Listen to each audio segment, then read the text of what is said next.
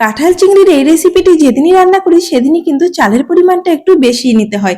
সকলেই এতটাই পছন্দ করে এই কাঁঠাল চিংড়ি।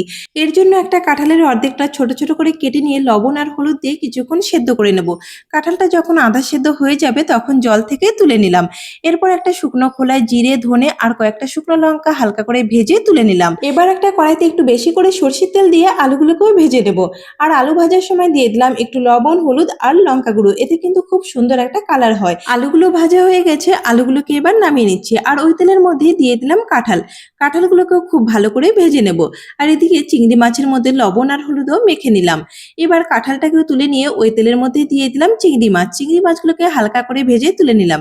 এরপর জিরে, শুকনো লঙ্কা, তেজপাতা আর গোটা গরম মশলা দিয়ে পেঁয়াজগুলোকেও খুব ভালো করে নেড়েচেড়ে কষিয়ে নিয়ে দিয়ে দিলাম আদা, রসুন, কাঁচা লঙ্কা বাটা। এরপরে স্বাদ মতো লবণ, হলুদ গুঁড়ো, একটু করে জিরে গুঁড়ো, ধনে গুঁড়ো, লাল লঙ্কা গুঁড়ো আর কাশ্মীরি লঙ্কা গুঁড়ো দিয়ে ভালো করে কষিয়ে নিয়ে দিয়ে দিলাম ভেজে রাখা আলু আর কাঁঠাল মশলার সঙ্গে আরো কিছুক্ষণ কষিয়ে নেওয়ার পরে এর মধ্যে দিয়ে দিলাম পরিমাণ মতো জল।